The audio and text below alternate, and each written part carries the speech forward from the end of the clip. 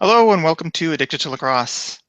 This is Season 3, Episode 11. Today is Monday, March the 14th, 2016. My name is Graham Perrow. With me tonight is Melissa Daphne. Tyler Fitch is not available tonight because one of his children is not feeling well, so we hope that he or she is feeling better. Probably a pretty short show tonight because Melissa didn't manage to get to see any of the games, and Tyler's not here to argue with me over who's the better goalie in the Toronto-Vancouver game. And I didn't see all of them either. So we'll get right to it since there was no other news this week. No trades or coaches being fired or any crazy things like that. Though from the sounds of things, there's a lot of Vancouver fans out there that are questioning whether that might be a good idea. So maybe we'll get Tyler's take on that next week if nothing happens in the meantime. Yeah, the way things are going, we might actually have some news next week. Mm-hmm. And honestly, if the Rock didn't turn things around, I wouldn't have been surprised if there were more news there, but they seem to be on the right track anyway. So first game of the weekend, we'll just kind of cover quickly because neither of us got to see it. This was Rochester and Buffalo. As for the game itself, big surprise, Dane Smith was the scoring leader, scored 7 points, 4 goals. Oh my gosh, big Dane surprise. Smith was on the tally board? What? That's so I know. unusual. Even more unbelievable, he scored the game-winning goal. Buffalo has won 7 games this year, and he scored the game-winning goal in 5 of them. Ooh, what's that mean for your money ballers thing? Does that give him extra points? Yeah. If you don't know what how the money ballers works, this is a column I write on in ilindoor.com every Monday. Basically, every goal that either ties the game or puts a team ahead by 1, as in breaks a tie, or the game-winning goal is assigned points, and the assists on those goals are also assigned points. And then different types of goals get different number of points, and you get more points in the fourth quarter, and you get more points in overtime, and all that sort of thing. So I tally up all the leaders. And no surprise, Dane Smith is leading that charge this year by quite a bit, actually. Yeah, so basically, if you take a look at the top of any score sheet of any kind, Dane Smith's name is up there. He's leading in goals, he's leading in assists, he's obviously leading in points. He's up there in power play goals, he's up there in shots, he's up there in everything, probably except penalty minutes. So no big surprise, Bandits beat the Nighthawks 13-10. Yeah, neither of us saw the game, so we don't really have much more to say about that. But it was an interesting night in Buffalo, and I was actually hoping to get to this game, but of course it turned out to be the same night as the Rock game, so that wasn't going to happen. This was John Tavares' jersey retirement night. So they retired the number 11, and they raised his a banner with his name and number to the rafters of the First Niagara Center. And they made a big thing, which is obviously was coming. I mean, nobody expected them not to do this, considering Tavares is widely regarded as one of the best, if not the best, player who's ever played in the NLL. So I didn't see the ceremony. Apparently, it was really good. I heard nothing but great things about the evening, and I thought it was even better that after the game, the players got Tavares out on the floor, and he led them in the victory around the arena. So that was pretty cool. Yeah, did you see any of this, Melissa? Unfortunately, I didn't. I think it's great that they are retiring his jersey. I can't imagine why they wouldn't have. I mean, no player has given as much of his life really to this game. I mean, he's been in the league for just, I don't think anyone's going to compare for how many years he's been in. And he's inspired so many fans and players, and just, he's had one of the biggest, longest reaching careers, I think. Only maybe rivaled by Gary Gait, and I would almost argue that Tavares actually even has a little more reach just because he was in the league so long, but Gary Gait also coached college and things, so you could definitely make a case for either of them. But he's just a great player, and everybody I've ever heard speak about him says he's a really nice guy, and you just couldn't ask for anything more. So it's really good to see. It'll be sad to see him not on the floor anymore. Not that I ever got to see him in Denver. Like, he just never made it out here. But going back to the game, I was kind of curious since we were just talking about Dane Smith, because every time we're talking about Buffalo, he's just the dominant player. And so I was kind of curious what he's done previously. And it was interesting because in 2013, he only had 44 points. In 2014, he only had 59 points. But last year, apparently, he started finding his groove because all of a sudden he was up to 107 points and he's already at 91. So he's definitely found something and is making an impact. So it was definitely interesting. In his first 2 years, in his first 2 years in Buffalo, he was used mostly as a transition guy and came out the back door an awful lot. So he wasn't strictly a forward for 2 years. And I mean, if you watched him play, and every now and again he'd get some transition chance and run up the floor and bury it, it was very obvious that he was comfortable at that end of the floor, that he wasn't like a defensive guy who can, probably score here and there. But they decided to use him in more of a transition role. And then last year they said, okay, forget this, let's just move him to the front. And so along with Ryan Benesh and Mark Steinhaus, I guess Tavares was still there for half the season anyway. They basically just let him go and said, okay, go do what you can do. And he showed what he could do. And I'm not even sure if the people who saw him last year and said, okay, now we know what he can do, could have foreseen what he's doing this year. Because, I mean, he took it to another level last year, and now he's taking it to another level again.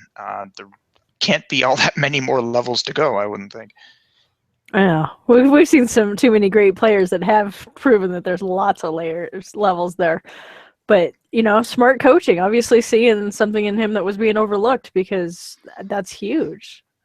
And that's a benefit that you get to actually getting to see Buffalo play a little more often than I do, because you already knew that. But yeah, it's amazing watching him. It'll be interesting to see where some of the standings end at the end of the season, the way Jones is playing and the way Smith is playing and the way Matthews is playing. So it'll be fun. All right, so game number 2, I had the privilege of attending. This was Calgary's visit to Toronto on Friday night. And I was hoping, of course, as a Rock fan, that the Rock would continue their little mini winning streak of 2 games. But it was not to be, as Calgary won 15-10. Basically, the star of the previous 2 games, the 2 Rock wins, was Nick Rose. He was just excellent in both games, and wasn't quite as good in this one. He did make some really great saves in the first half, allowed a couple of goals that probably shouldn't have. The second half, he wasn't quite as sharp. So yeah, he sort of fell back to earth and had, I was going to say, a more typical Nick Rose game. It probably wasn't even as good as a typical Nick Rose game. But Mike Poulin played an excellent game. Rock only scored 10 goals. I thought their offense was okay. It wasn't what it was in the previous couple of games when they scored a zillion goals and that sort of thing. But the Calgary defense played really, really well, and Mike Poulin played great. So the Rock just kind of couldn't get anything going. And then, of course, Calgary had Curtis Dixon. And we were just talking about Dane Smith taking things to another level, and Curtis Dixon is obviously on another level a lot of the time. Another 6 goals for Dixon. It's almost becoming routine. And I think this is actually an L fact of the day for later this week. There have already been as many sock tricks this season after 11 weeks as there were all of last year.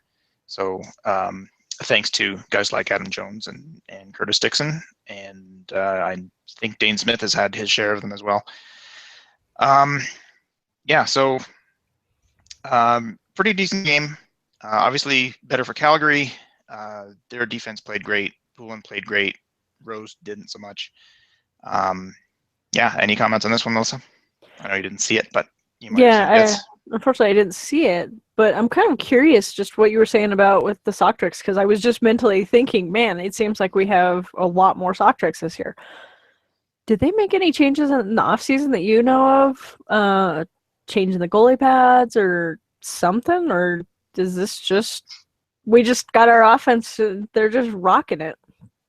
No, I think scoring is just up league wide. There were a couple of minor rule changes, but nothing relating to goalie pads or the size of the net or anything like that. Like there was one to do with face-offs. There was one to do with um, something about changing, like when players are going into or out of the bench, they changed the way that they're going to call a too many men penalty. But as for why scoring is up this year, I have no idea. There just seems to be an awful lot of goals being scored.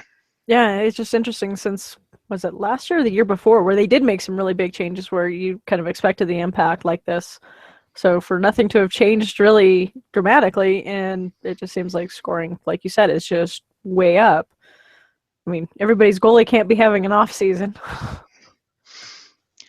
Yeah, that's almost what it looks like. Honestly, it looks like Aaron Bold is doing really well. Matt Vince. Actually, I was just going to get to that. Then the next game we're going to talk about was Rochester's win over New England. Um, they lost on Friday night, but then they won on Saturday. But they allowed 13 goals in both of those games. Matt Vince just kind of isn't looking like himself. He's still doing well, but for Matt Vince to be kind of middle of the pack in terms of goals against and that sort of thing, that's unheard of. He's been either not either number one by himself or 1A with Bold for the last couple of years, and then number one by himself for the previous 5 or so. So to see him in kind of the middle of the pack is awfully weird. That is weird. I wonder if there's an unknown injury or something because yeah, I can't remember the last time Vince was that low in the rankings.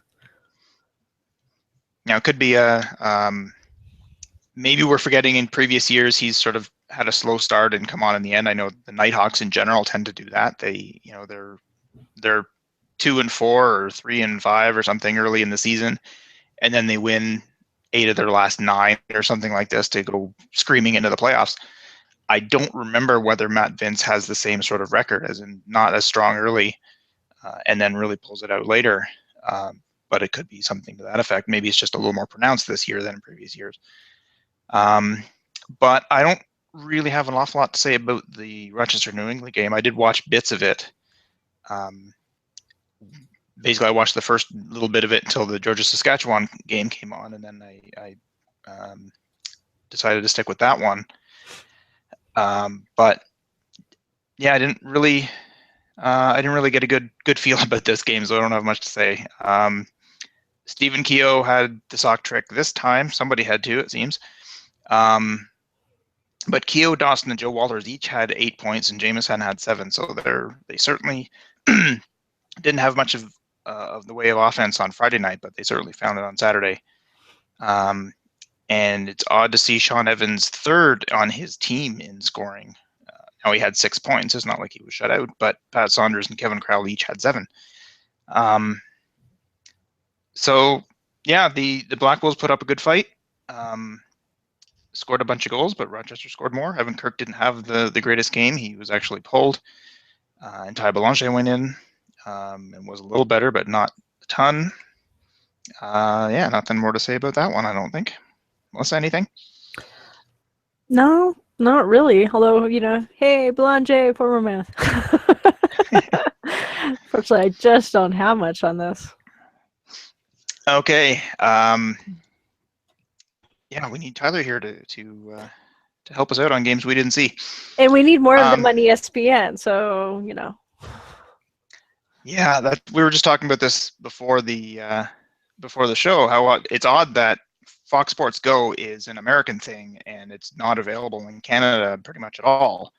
But my understanding is the NLL sort of brokered a deal with Fox Sports to say allow NLL games to be shown on Fox Sports Go in Canada, and that's part of their deal. And I've watched a whole bunch of games on Fox Sports Go in Canada so far this year, and for the most part, it's been fine. I haven't had too many the feed drops every now and again, but that's kind of standard. But I haven't had nearly the problems that I've seen my friends in America talking about, and you've been trying to watch games and just not able to, and we're not even talking about replay, because we know that's just not available at all, which is another problem. But I know I've seen other people during the game tweeting saying, why isn't this game on, or why does it say that the game's over, or why can I not get here? And Or it there's no seems such odd, game. or it doesn't exist at all. It seems odd that they kind of made a special case to say, okay, Canadians can watch these games, and the Canadians aren't having the problems, it's the Americans. So that seems weird.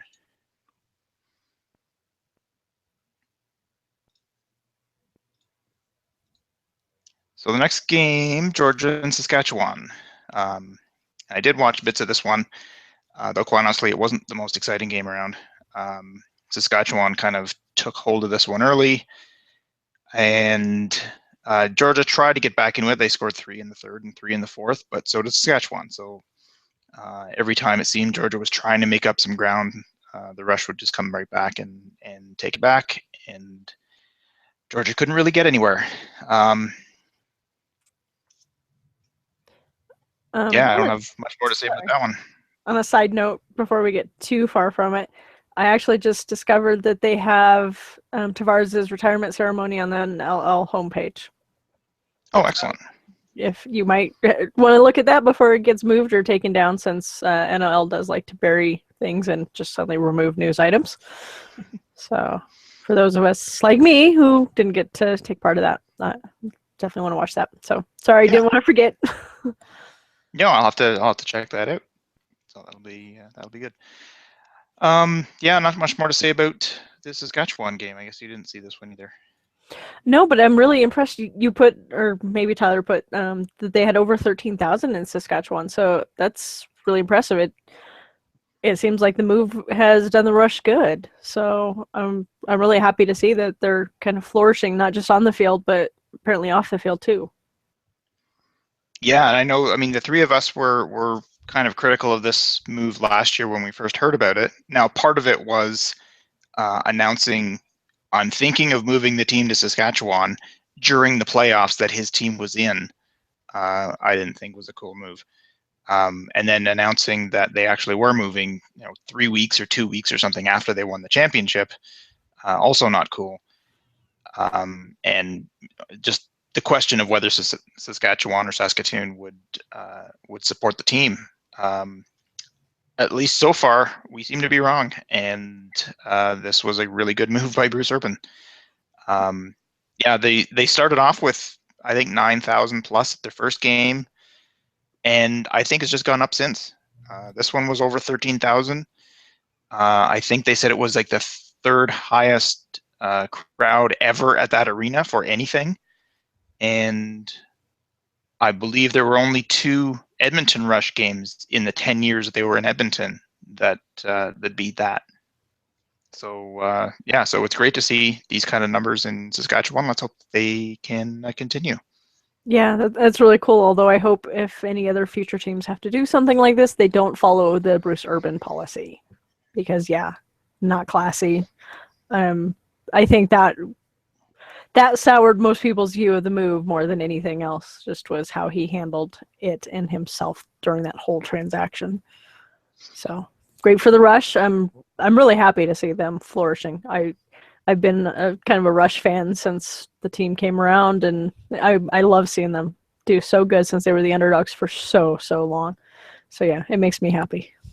It is nice to see when they had basically 7 or 8 years of right at the bottom, and it wasn't even just they weren't very good or they weren't as good as the other teams. Like, they were really bad for a lot of years, and turned it around in a real hurry. It was suddenly these guys aren't so bad.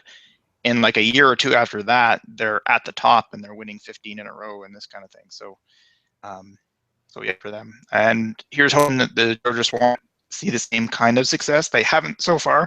But I think they've only got 3 home games, and 2 of them have been on Sunday afternoon. So hopefully if they can get some help from the schedule, they can start pulling in some big numbers down in Georgia as well.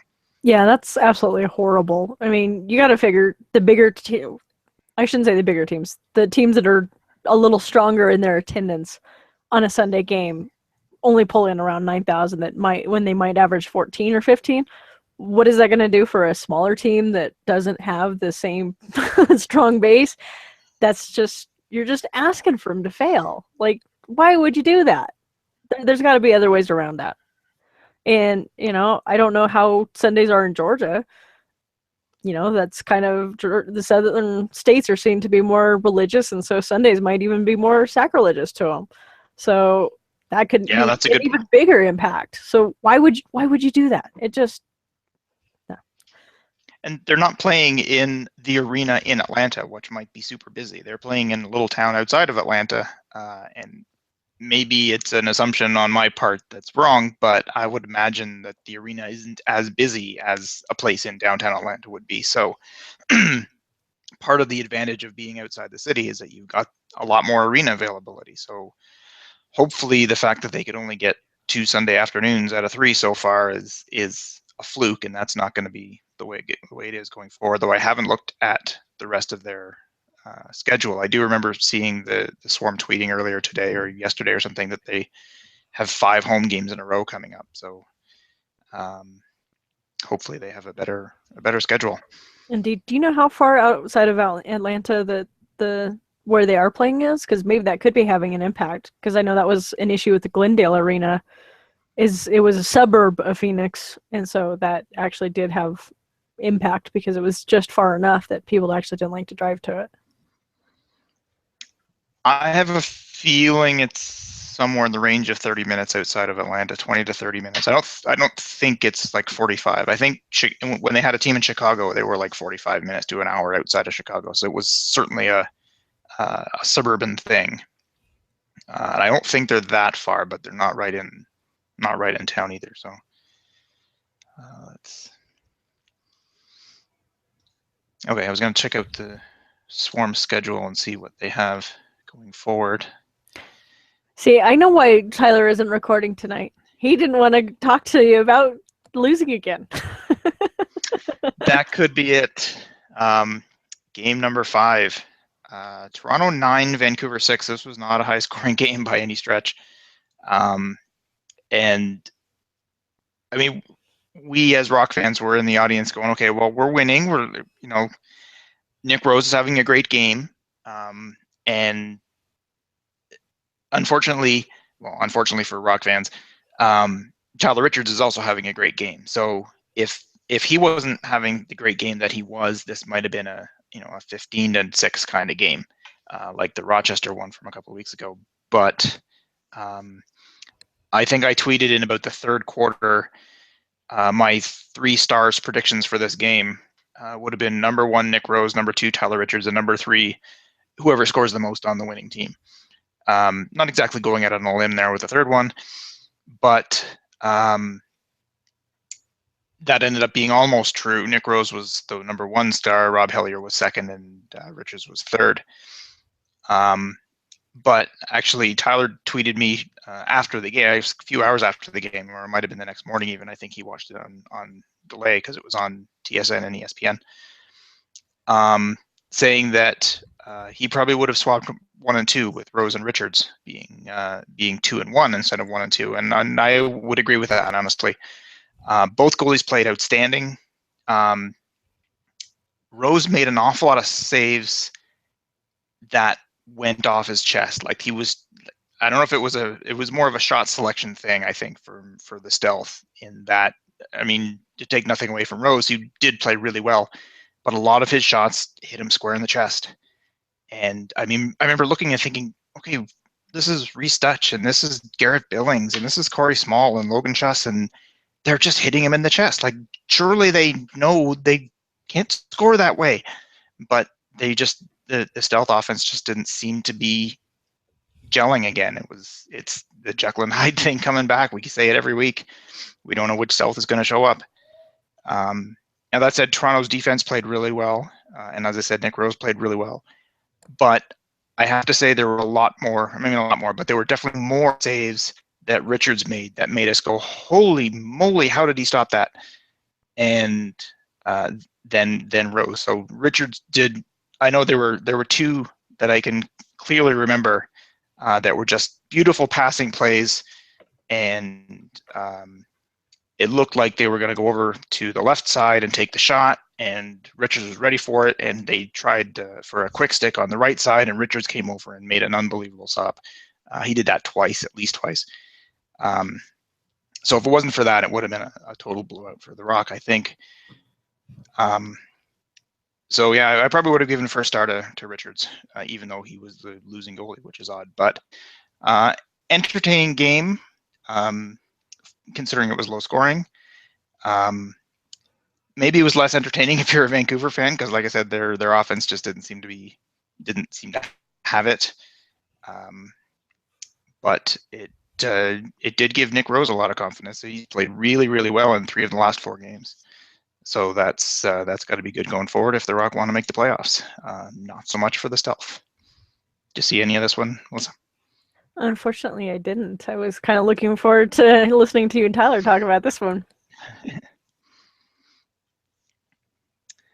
Yeah, I imagine Tyler wasn't too thrilled about this one. Well, but you can't. I mean, while it's a loss, when your goalie is playing that phenomenal, there has to at least be some good from that. Some hope.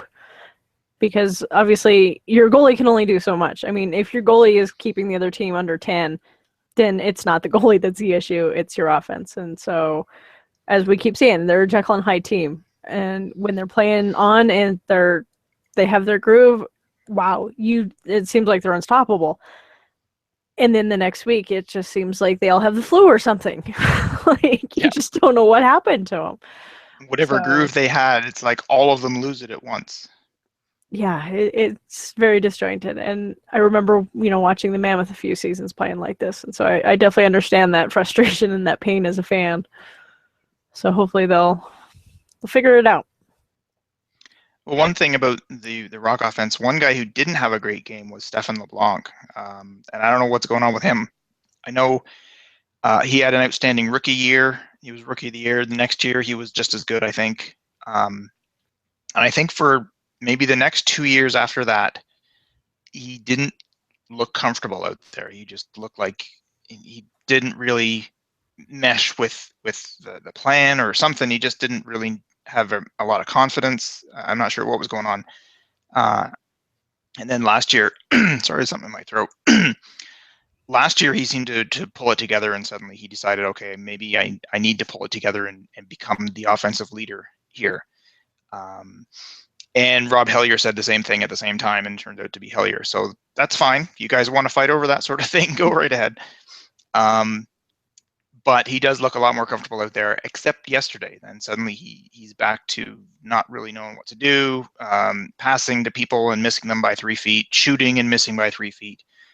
He tried a couple of behind the back passes and missed people by 5 feet. So he just didn't look like he really was comfortable out there at all. The rest of the Rock offense looked all right, but I don't know what was going on with LeBlanc. But that said about LeBlanc, that's what it looked like. That's what all 5 of the Vancouver offensive players looked like. I mean, Billings was missing passes and missing the net. Reese Dutch had at least one, crease dive sort of Reese Dutch thing that he does, which worked really well, and he scored on it. Yeah, they just didn't look like they were on the same page. I did check out the Georgia schedule for the rest of the season. This coming week, they play on a Friday night. The weekend after that, Friday night. Then a Saturday night. Then they have another Sunday game on April the 10th against Colorado. And then Friday night and Saturday night. So only one more Sunday game for the Swarm.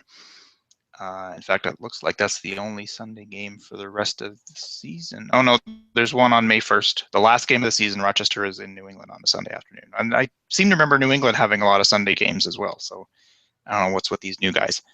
So hopefully the Friday night and Saturday night games will help the Swarm build up some fans there. And, I was going to say that'll do it for the show, but I guess we need to do our predictions as well. And considering I was actually above 500 this week for the first time this season, I definitely want to talk about that. Now, just above 500. I was 3-2. Missed the first Toronto game and missed the New England Rochester game, but we all missed the New England Rochester game, and only you got the Calgary game right. So you were 4-1 last week. Tyler and I had the same picks, and we were 3-2. So bringing up the rear is me by quite a ways, actually. I'm 18-27. Tyler is 21-24, and you are just above 500. Nice job, Melissa, at 23-22. We do not have Tyler's picks. We will hopefully get those before the next or before the games start on Friday. So there's only 3 games next week. Melissa, what do you think? Yeah, this was a little tough because, as we keep talking, some of these teams are so inconsistent. You never know what to expect from them week to week. I think with Georgia and Rochester, I'm gonna go with Georgia. It's a home game.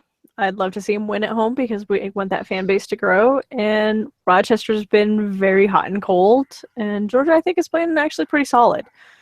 They may have lost to the Rush, but Rush are a really good team right now. Now, Colorado and Calgary, that was a tougher one and one I waffled on.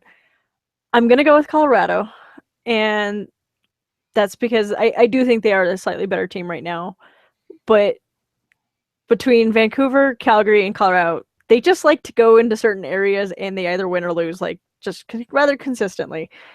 And for some reason, Colorado likes to win in Calgary. They almost always seem to go into overtime or come down to the wire. So I expect a really exciting game, but I'm going to go with Colorado on that one. And with the Rush in Vancouver, sorry, Tyler, we got to go with your opponents. So we're going to go with the Rush. What about you, Graham?